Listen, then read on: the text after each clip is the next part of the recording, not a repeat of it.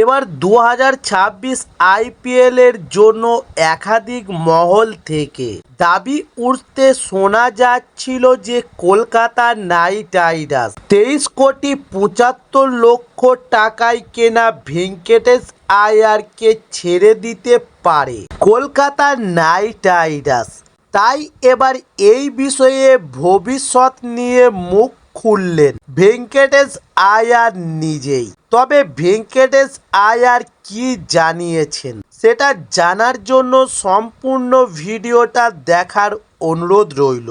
চলুন শুরু করি। 23,75,00,000 টাকায় তাকে কিনেছিল কেকেআর, কিন্তু গত মৌসুমে সেই ভেঙ্কটেশ আয়ারের ফর্ম একেবারে ছিল না।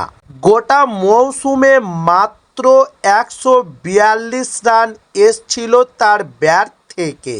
তাই হেন জঘন্য পারফরমেন্সের পর আগামী মৌসুমে কি কেকেআর ধরে রাখবে ভেঙ্কটেশ আয়ারকে? এই নিয়ে ক্রিকেট মহলে জল্পনা নিয়ে মুখ খুললেন কেকেআরের তারকা।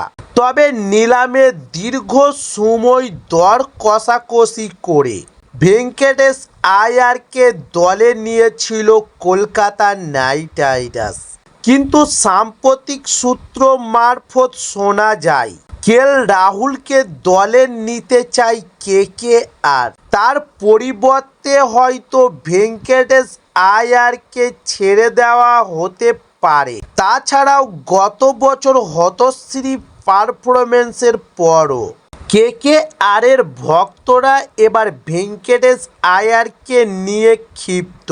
তাই হেন পরিস্থিতিতে অনেকেই মনে করছেন যে ভেঙ্কটেশ আয়ারকে ছেড়ে দেওয়া হতে পারে কেকেআর থেকে।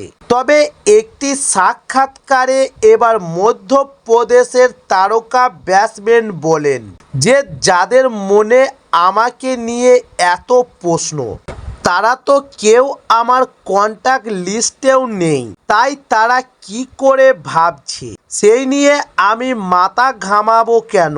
তবে বিষয়টা আমার জীবন, আমার খেলা এবং কেরিয়ার, আর আমার জন্য এত টাকা ব্যয় করা হবে বলে আমার টিম সিদ্ধান্ত নিয়েছিল। আমি আর্থিক বিষয় নিয়ে এত ভাবি না। তবে যদি কেউ ভাবে যে শুধু আইপিএল খেলবো তার জন্য 20 লাখ টাকাই অনেক, তাই এবার ভেঙ্কটেশ আয়ারের কথাই। এত বছরে একটা জিনিস শিখেছি, আমাদের উপরে অনেকের নজর থাকে, কিন্তু তার মধ্যেও কাদের কথায় মন নিতে হবে সেটা বুঝে নেওয়া অন্তত গুরুত্বপূর্ণ।